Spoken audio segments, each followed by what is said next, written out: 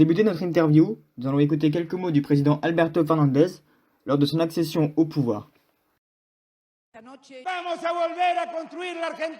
Nous allons reconstruire une Argentine égalitaire et solidaire dont nous rêvons tous. Je m'y engage et j'espère que nos opposants, quels qu'ils soient ces 4 prochaines années, auront conscience de ce qu'ils nous ont laissé et qu'ils nous aideront à reconstruire le pays. Dans le plus grand pays de l'Amérique hispanique, le deuxième plus grand de l'Amérique latine après le Brésil, un nouveau président a été élu. Dans ce pays à la forme d'un triangle, c'est Alberto Fernandez qui est sorti vainqueur. Il a pour particularité d'être l'ex-chef de cabinet de Néstor et de Cristina Kirchner, qui ont été soutenus ou proviennent directement du Parti justicialiste, le parti fondé par Perón. Alberto Fernandez lui-même se revendique du péronisme. Cette victoire signe donc le retour du péronisme, l'une des plus anciennes doctrines politiques en Amérique latine, née en 1945 avec le premier gouvernement de Juan Domingo Perón. Alors bonjour à nos deux spécialistes, bonjour Emilio Martinez. Bonjour. Vous êtes spécialiste de l'Argentine. Bonjour Hugo Romero. Bonjour. Vous êtes vous spécialiste des doctrines politiques. Tout à fait. Et plus particulièrement du péronisme. Alors première question pour commencer, qu'est-ce que le péronisme? Une idéologie? Un parti politique? De gauche? De droite? Alors, je vous arrête tout de suite. Parler d'un retour du péronisme, ce qui est beaucoup répété par les médias, ça n'a pas beaucoup de sens.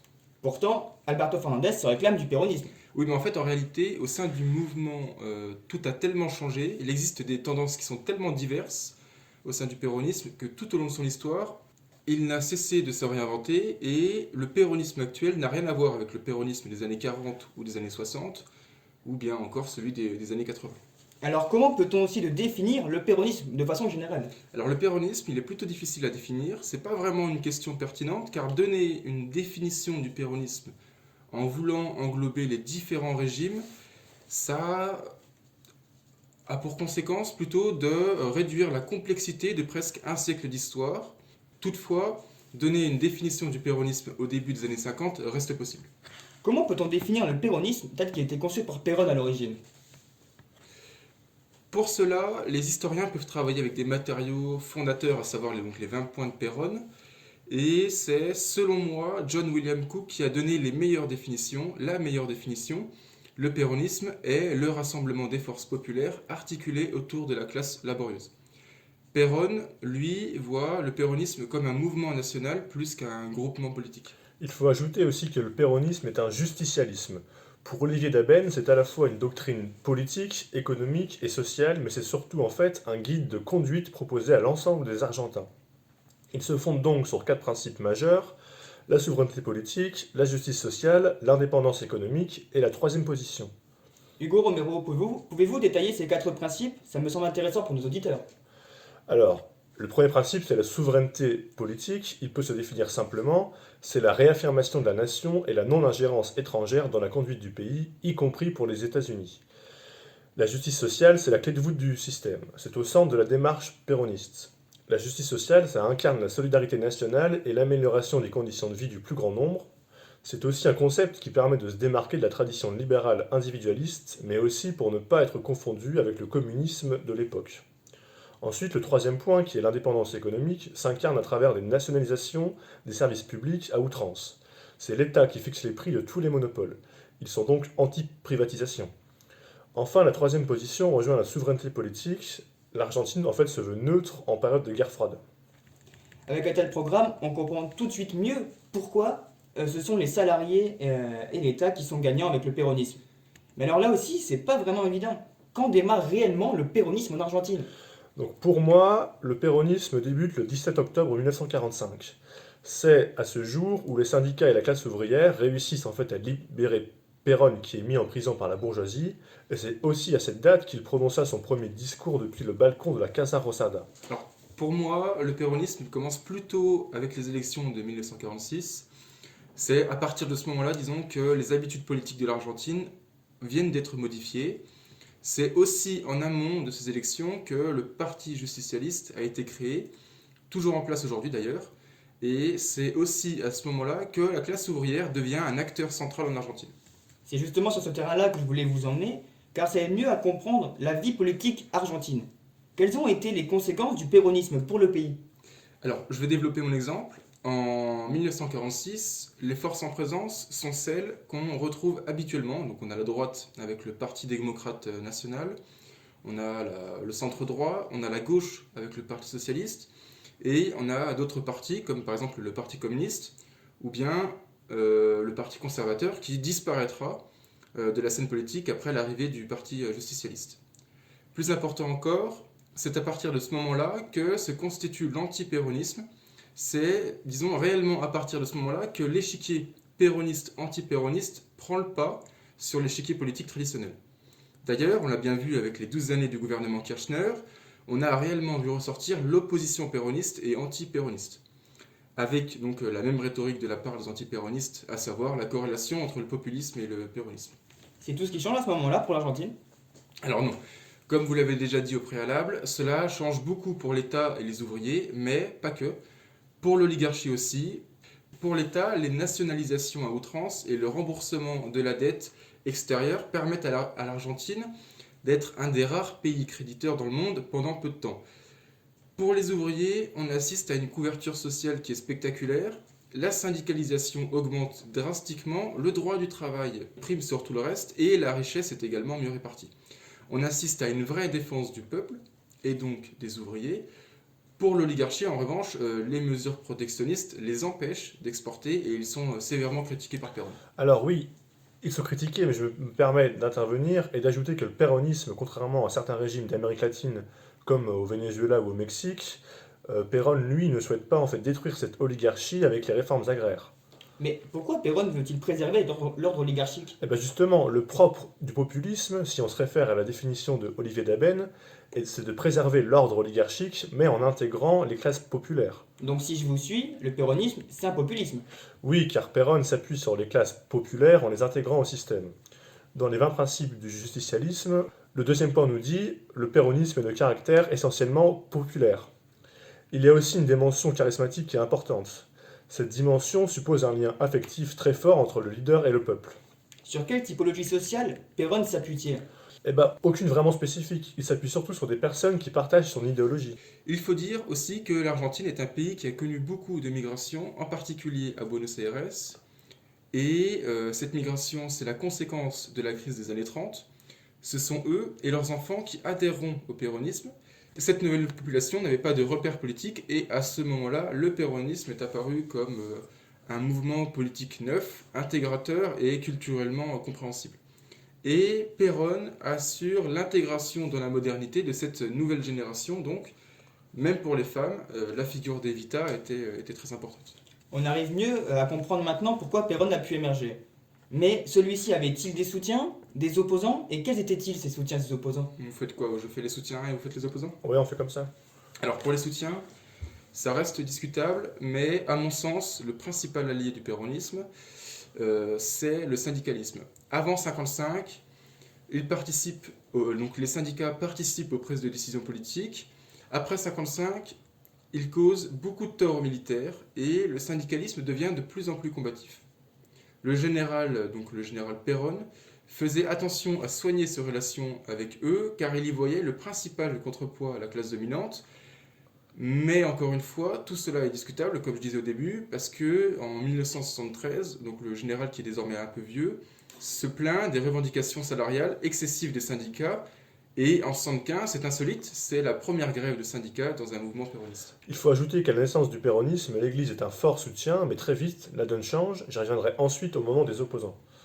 Donc si on reste sur le sujet des syndicats, comment Menem et Kirchner les considèrent justement ces syndicats? Alors dans l'ordre, Menem, dont les rapprochements avec le péronisme sont à nuancer, préférait, disons, la démocratie contre l'autoritarisme syndical.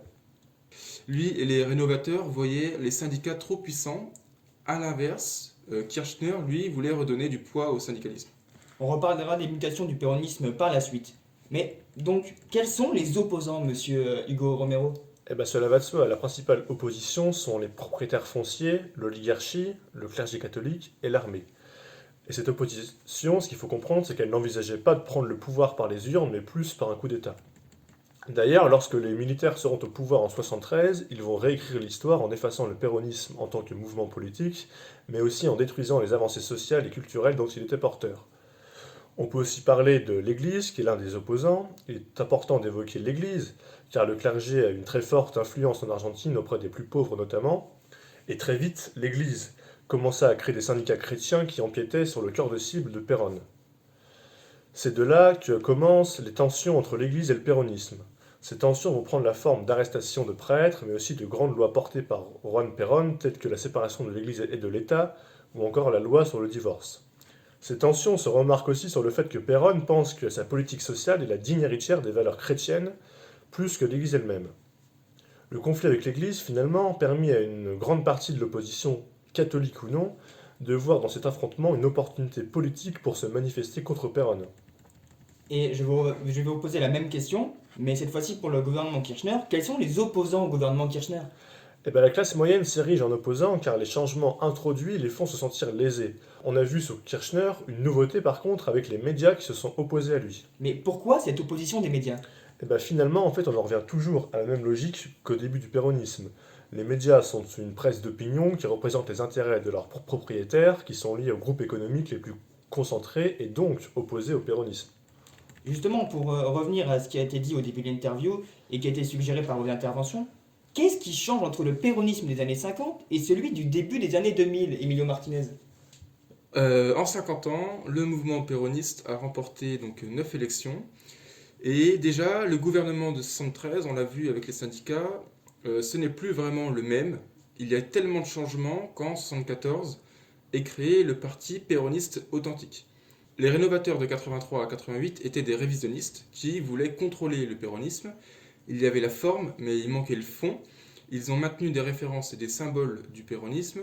Ils ont soutenu le mouvement anti-impérialiste et ont défendu l'industrie, mais c'est tout. Ensuite, on a Menem qui a fait un mélange entre plusieurs politiques, dont celle du péronisme. Menem s'éloigne du péronisme car là où la doctrine créée par Perón visait à mettre fin aux grandes inégalités présentes en Argentine, Menem va quant à lui accentuer encore plus ces inégalités sous son mandat. En effet, 10% des Argentins détenaient 60% des richesses du pays. Et contrairement au général argentin, Menem a organisé des grandes campagnes de privatisation qui n'a pas profité au peuple argentin, mais plutôt aux énormes filiales étrangères telles que Ford ou Carrefour. Enfin, les gouvernements Kirchner, qui ont retrouvé donc, le pays confronté à une crise économique et sociale, avaient la réelle volonté de reconstruire le pays et en même temps de reconstruire le parti. Ils ont pratiqué des politiques de redistribution partielle des profits avec des mesures très progressistes. On arrive bien à voir les différences entre les différents leaders grâce à votre intervention, mais dans l'histoire par exemple, ont-ils eu tous les mêmes relations avec le géant américain? D'ailleurs, comment le gouvernement péroniste a-t-il été accueilli par les États-Unis? Alors les relations entre les États-Unis et le péronisme sont complexes. À l'origine, donc en 1946, Perón déclare que l'Argentine sera toujours dans le camp des États-Unis. Cependant, il est critique vis-à-vis des États-Unis car il veut contrecarrer, dit-il, l'impérialisme. Et le 16 juillet 1947, il prononce enfin la troisième position du péronisme. Et après cela, les États-Unis vont agir au préjudice de l'Argentine. Tout simplement, les Argentins ne pourront plus exporter en Europe puisque les Européens bénéficieront du plan Marshall des États-Unis. Puisque donc, cette troisième position fut jugée défavorable aux intérêts des États-Unis. C'est ensuite que le vent tourne et qu'avec l'infléchissement de la croissance économique, Perón se rapproche des États-Unis et il se détourne donc de sa politique anti-impérialiste pour demander 125 millions de dollars aux capitaux américains.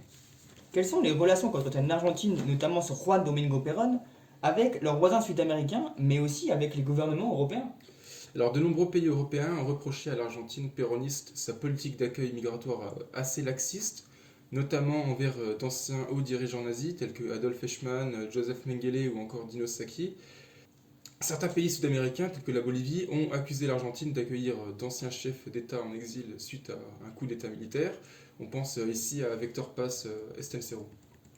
Et dans le contexte de la guerre froide, comment les relations ont évolué avec les différents gouvernements? Par exemple, à la mort du Che, Perón, donc en exil, adresse une lettre au mouvement péroniste dans laquelle il salue le combat du Che, et cela aura pour conséquence de rapprocher le péronisme avec le tiers-monde.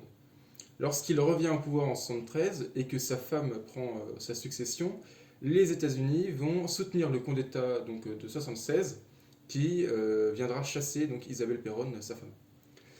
Le Congrès américain va accepter de débloquer une aide exceptionnelle de 50 millions de dollars pour la junte militaire qu'ils viennent de mettre en place et l'ambassadeur des États-Unis va même qualifier le nouvel homme fort de Buenos Aires comme étant un modéré. On va passer maintenant au dernier gros sujet de l'interview. Pourquoi le péronisme revient-il toujours? Dans l'histoire, le péronisme a su convaincre les 60s et tous ont foi dans le péronisme. Les années de dictature ont été un moment d'anti-péronisme sans précédent, ce qui fait qu'aujourd'hui, on se réclame du péronisme assez facilement. Et j'ajoute aussi qu'en Argentine, le péronisme est partout. Aujourd'hui, c'est un mouvement global qui rassemble en son sein des dizaines de mouvances diverses comme l'écologie, le syndicalisme, le libéralisme ou encore le communisme. Et de plus, le péronisme a su montrer en 70 ans d'existence une capacité d'adaptation hors du commun, en s'adaptant notamment aux changements sociétaux, historiques, mais aussi économiques. Aujourd'hui, en Argentine, il y a une expression qui symbolise cette omniprésence du péronisme dans la société. Par exemple, pour dire une journée ensoleillée, les Argentins disent es un día peronista, donc une bonne journée et donc une journée péroniste. Dernière question, messieurs. Aujourd'hui, qu'est-ce qui différencie et qu'est-ce qui rapproche Alberto Fernandez du péronisme? Est-il vraiment péroniste? Même si, on l'a dit, ça n'a plus beaucoup de sens de parler du péronisme aujourd'hui, tant la notion est vaste, on peut tout de même affirmer que Alberto Fernandez reprend quelques concepts du péronisme originel. D'abord, comme nous l'avons entendu lors de son discours après sa victoire à la présidence, Fernandez propose une défense des plus pauvres, une égalité sociale, une baisse du chômage, mais aussi des avancées sociales comme l'avortement. Sur certains aspects, Fernandez se rapproche donc de Perón, mais sur d'autres, il s'en éloigne assez drastiquement, en atteste ses croyances économiques plutôt libérales. Merci Hugo Romero pour cette interview. Merci également à Guillaume Martinez. De rien. Merci à nos auditeurs. Au revoir. Au revoir.